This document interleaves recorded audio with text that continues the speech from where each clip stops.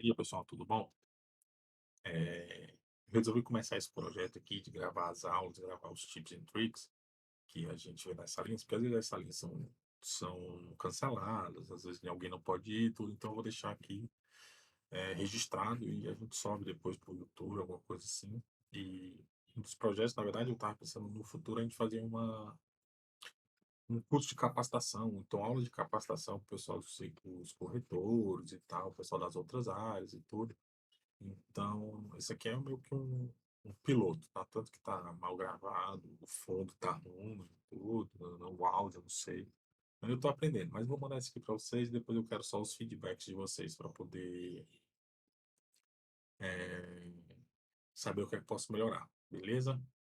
Vamos lá. Primeiro que eu vou falar hoje é de nódulo de tireoide, que essa semana já vieram duas análises, com dúvida e tudo, mandando sem muita necessidade, sem com a classificação e tudo, mas vamos lá. Por que é importante a gente falar do nódulo de tireoide, né? O que são nódulos de tireoide? Nódulos de tireoide são cromossomos anormais dentro da glândula da tireoide, certo? Eles podem ser assintomáticos, causar distúrbios hormonais, desconforto físico. E é importante a gente compreender a prevalência, a classificação do diagnóstico para a gente poder fazer uma boa subscrição, beleza? Essa aqui é uma figura para um pouco da anatomia da tireoide.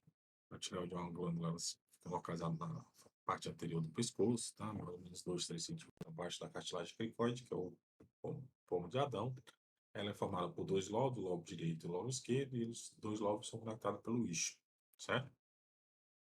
É uma glândula de consistência gordurosa, amolecida, e de difícil proporção porque se confunde com os planos profundos da pele, mas em pessoas mais magras e tudo, pode ser possível a gente palpar e se ela tiver vontade também pode ser possível a palpação, beleza? A função da tireoide, né? Tireoide, ixi, ela é regulada por dois hormônios, o TRH e o TSH. Então, o hipotálamo, ele forma o TRH. O TRH estimula de forma positiva a hipófise a formar um novo hormônio, que é o TSH, que é o hormônio estimulante da tireoide, e esse TSH estimula a função da tireoide, que é formar os hormônios T3 e T4, que são os hormônios finais da tireoide. Esses dois hormônios eles têm a função de regular o metabolismo corporal, tá? E quando eles estão aumentados, eles fazem o que a gente chama de feedback negativo. Eles fazem uma influência negativa no hipotálamo para diminuir a formação de TRH e na hipófise para diminuir a formação de TSH. E, consequentemente, formar menos T3 e T4 e isso equilibrar os níveis, tá? É chamado de feedback negativo.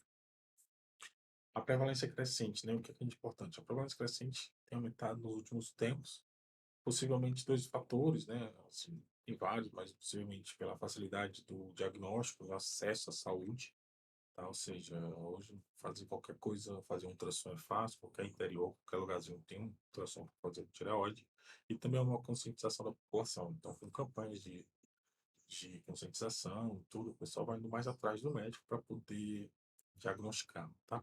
Existem alguns fatores de risco, como a idade avançada, o gênero feminino, história familiar positiva de doença da tireoide, tá? E é importante também saber que existem variações globais. Então, o nosso aqui é nosso. A gente muda a incidência de nódulo de tireoide, de câncer de tireoide, de tudo de país para país, de acordo com fatores ambientais e genéticos.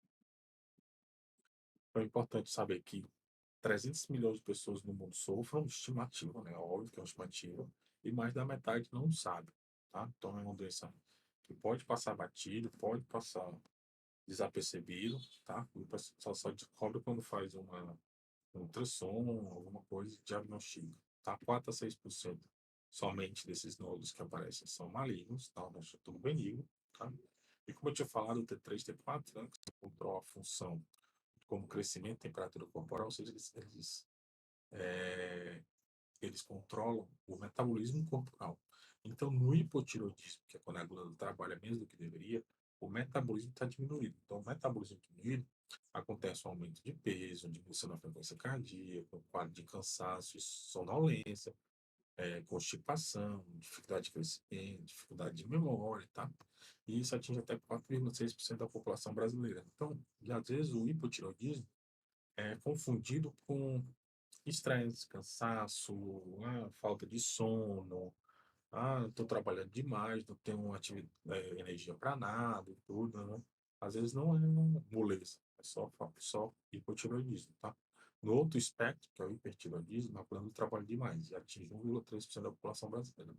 Como ela trabalha demais, o metabolismo está elevado, né? Está estimulado. Então, fica uma perda de peso acentuada, porque é o maior consumo calórico, aceleração do ritmo cardíaco, dificuldades para dormir, diarreia, ansiedade, nervosismo, irritabilidade.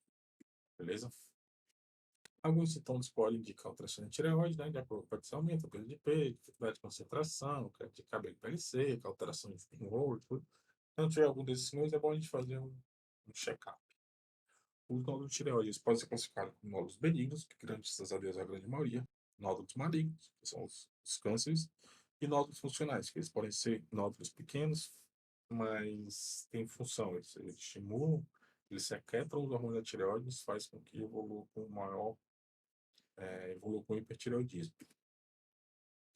Então, os nódulos tireoides estão presentes em 10 a 41% da população, sendo mais frequentes no sexo feminino e em idosos, tá? São comumente assintomáticos, na maioria dos casos, benignos, certo? 95% são benignos, graças a Deus. E os diagnósticos mais comuns são nódulo de Peplau, cisto, tireoidite, sem inflamação da tireoide, ou adenomas, tá? Naqueles 5% que são malignos, o carcinoma papilífero é o mais comum, com 81%. Então, para a gente é importante saber que a grande maioria é assintomática, ou seja, a pessoa pode não declarar porque não sabia, e graças a Deus a grande maioria é benigna. Então, ela pode ter um nódulo de tireoide e isso não inviabiliza a aceitação dela. Como que a gente faz o diagnóstico? Como que a gente avalia o paciente? Tá? Exame físico, palpação, ver se tem nódulo palpável, o tamanho da tireoide, ver a forma dela, a consistência. Ultrassonografia é o exame mais comumente feito, porque ele é de fácil acesso, ele não envolve radiação, a tireoide é bem superficial, então dá para ver bem, tá?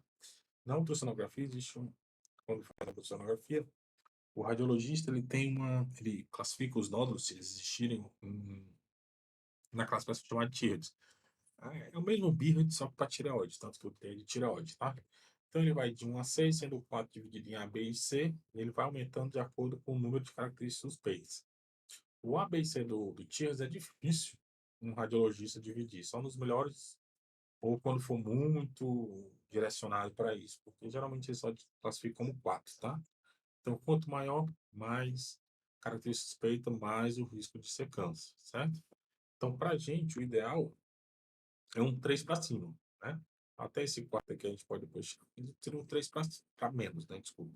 Ou seja, aquele que é provavelmente benigno sem características suspeitas, ou aquele que é benigno, declaradamente benigno, ou aquele que não existe, não tem, tá? A partir do 4B, que seria quando já tem mais características suspeitas, para a gente não é. A gente tem que se preocupar, a gente tem que ir atrás do diagnóstico, certo? E como que a gente faz o diagnóstico? A gente faz o diagnóstico com a punção aspirativa, a PAF, né? A PAF é a punção aspirativa por agulha fina, olha com ultrassom, uma agulhazinha, olha no ultrassom onde está o nódulo, a agulha vai até lá, aspira o conteúdo do nódulo e manda para o laboratório para olhar no microscópio e dar o resultado. Certo? A PAF é um procedimento, então ele sempre vai ter uma descrição do procedimento. Ele sempre vai ter realizada a PAF, sem intercorrência, não. Esse documento, para a gente, na análise do risco, não ajuda. O que ajuda, na verdade, é o resultado do material que foi enviado para o laboratório. Então, a gente sempre tem que pedir o resultado do biópsia, o resultado do anátomo da punção aspirativa. Não adianta só a punção aspirativa, certo? E a punção aspirativa, a PAF, ela, de acordo com o que vê lá nas células, ela tem uma nova classificação, que é o sistema de Bethesda, tá? Também vai de 1 a 6, também vai aumentando o risco de malignidade, só que como a gente olhar no microscópio e já sabe o diagnóstico, a gente já tem uma recomendação de tratamento.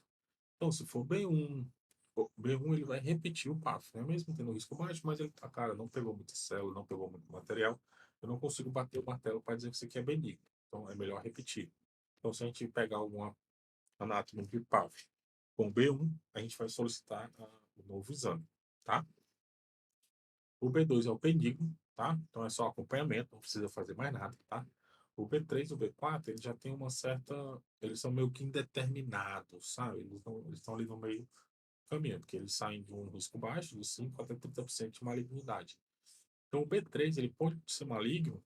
Pode sim. Em algumas partes do nódulo pode ter B3, no outro B4, tudo. Então, o ideal é a gente repetir a PAF em 3 meses, tá? Por quê? Porque aí a gente pega de outra região, pega mais material, sei lá, manda para outro microscópio, alguma coisa assim, tá? Então, se a gente pegar um B3 na nossa subscrição, a gente vai solicitar, ou vai postergar a aceitação até a repetição da PAF. Se for um B4, B5 ou B6, já o risco é mais alto de neoplasia, tá? Apesar que o B4 é um mais localizado, então ele só faz uma lobectomia, só tira o lobo, onde está o nódulo. Mas é malignidade, então para a gente não é ponto importante. O B5 também é um suspeito alto de malignidade, o B6 já sabemos que é maligno, beleza? Abordagem. A gente pode só monitorar, monitoramento ativo. Cara, eu tenho um B2, tem um B2, eu tenho um B3, vai repetir, vai acompanhar de ano em ano faz e tudo. Então, quem tem nódulo de tireoide, praticamente todo ano faz o exame. Então, eu declarou nódulo de tireoide. Mandou um exame de 2022. Não, não manda de 2023, por favor, só para me ver se esse nódulo malignizou ou não. Ele vai ter, certo? Ele vai ter sim. Então, porque, como eu falei, é um exame barato, é um exame que não envolve radiação, o radiologista faz facilmente, é, com órgãos praticamente superficial, é pele subcutânea somente, então vai fazer, tá? Então a gente pode fazer só o segmento. O que, é que a gente pode fazer? Então a gente pode tratar medicamentoso naqueles casos em que o nódulo é hiperfuncionante, né? O nódulo é funcionante, então ele tem hipertiroidismo, a gente trata com medicação. Ou, nos casos mais complicados ou com risco maior de malignidade, a gente já faz a lobectomia, retirar do lóbulo, a tireoidectomia total. Importante, fez tireoidectomia total, não tem mais tireoide, não tem mais por que ter câncer de tireoide. O cara falou lá no passado, eu tive, fiz tireoidectomia total. Ótimo, me manda o anátomo, para me ver o que era, o porquê que você fez. Até no anátomo ele vai dizer se tirou toda a tireoide ou não. Beleza, tirou toda a tireoide, não tem por que a gente se preocupar. Não vai nascer outra tireoide, não vai fazer nada. Então a gente pode só acompanhar. Agora, se ele fez a lobectomia somente, eu tive um nódulo e fiz uma tireoidectomia parcial. Fiz uma lobectomia, ou seja, só tirou uma parte da tireoide, ele tem outra tireoide, na outra parte, né? Ele não pode evoluir com câncer naquela outra parte, com outros nódulos naquela outra região. Então é importante a gente solicitar os exames e até agravar ou recusar o risco. O tratamento medicamentoso, ele tem dois aspectos, né? Tem duas classes farmacêuticas, que é a levotiroxina, certo? Que é um remédio capaz de substituir o hormônio, que é normalmente fabricado pela tireoide, ou seja, ele repõe a tireoide. E tem os nomes comerciais de Puran T4, Tirox, Tetroid, Sintiroide, tá? Então, esses aqui são para hipotiroidismo. Para hipertiroidismo, a gente usa o próprio Tiracil, o metimazol e o tapazol, porque eles têm uma ação antitiroidiana, eles são responsáveis por inibir a produção dos hormônios da tireoide. Então, se tem lá na ADS, eu tenho hipertireoidismo, mas estou por ano. Não, tá errado. Ele deve ter escrito errado, ele deve ter entendido errado, ele deve ter alguma coisa errada. Porque não, ninguém vai tomar medicamento para hipotireoidismo, tá? Repor hormônio se ele já tem muito hormônio. Então, e o hipotireoidismo, ele dispensa análise, porque é bem comum, não tem nada. Agora, o hipotireoidismo a gente tem que analisar, porque como ele aumenta o metabolismo, aumenta a frequência cardíaca, aumenta a pressão arterial, pode evoluir com arritmias, pode evoluir com hipertensão, pode evoluir com AVC, alguma coisa se for casos extremos, certo? Então, o mais importante é a medicação que ele toma, não o que ele declarou. Como eu falei, às vezes o corretor ele escreve errado, ele entendeu errado, ele escreve letra feia e quando passa para o eletrônico ele põe outro nome, sei lá, beleza? Complicações de prognóstico do nódulo de tireoide. As complicações potenciais são os distúrbios hormonais, eles podem ser funcionantes, então ter distúrbio hormonal, tá? Compressão de estruturas adjacentes, eles crescerem bastante, comprimir as estruturas adjacentes, e em casos raros, transformação maligna. E possuem prognóstico variável, porque o nódulo de tireoide pode ser benigno, pode ser maligno, ele pode tudo, certo? Beleza, falamos tudo isso, mas a pergunta que fica é, e para a gente? Para a gente tem que solicitar um anátomo, certo? Anátomo que a gente fala é resultado lá do microscópio, lá da biópsia, ele olhou e falou, não, essas células são benignas, não, essas células são malignas, não, é indeterminado, tem que solicitar.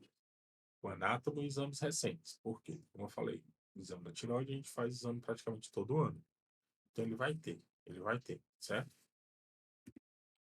Para a básica, né? Para a básica é, daí como se for benigno, nódulo benigno, difícil vai malignizar, difícil morrer disso. Então, para básico, se for tiros abaixo de 4 vocês são aquele 1, 2 ou 3 tranquilo, não tem problema nenhum, vida que segue.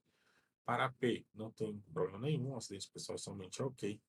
Para DG, como tem um diagnóstico de câncer, o diagnóstico de câncer é só diagnosticou, pagou, ou seja, é uma cobertura sensível, então a gente não aceita se for acima de 3, ou seja, com aquele 4, 5 ou 6.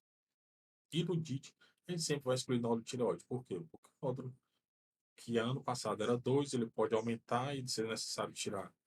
Que era 2 ano passado, ele pode, em 1 ano, 6 meses, malignizar e tudo. Então, o ideal é a gente excluir nódulo de tireoide. Ele pode ser necessário tratamento, ele pode ser necessário cirurgia, ele pode ser necessário químio, rádio, iodo, essas coisas, tá? Então, sempre pedir o exame de mais recente para a gente saber o estado atual. O cara falou que teve nódulo de tireoide em 2015. Ótimo, perfeito, parabéns. Mas me manda um exame de 2023 ou 2024, por favor, só para me saber como é que tá aquele nódulo, tá? Ah, eu retirei o nódulo de tireoide há 5 anos e era benigno, mas eu tenho DG e tenho DIT. Estou pedindo DGI. Ótimo, ainda bem que você tirou, graças a Deus não era nada. Me manda um exame recente, por favor, só para me ver se hoje você não tem outro nódulo, se você não tem tireoidite, se não tem nenhuma complicação, alguma coisa, tá bom? Então é sempre isso, é anátomo e exames recentes. Exames recentes é fundamental.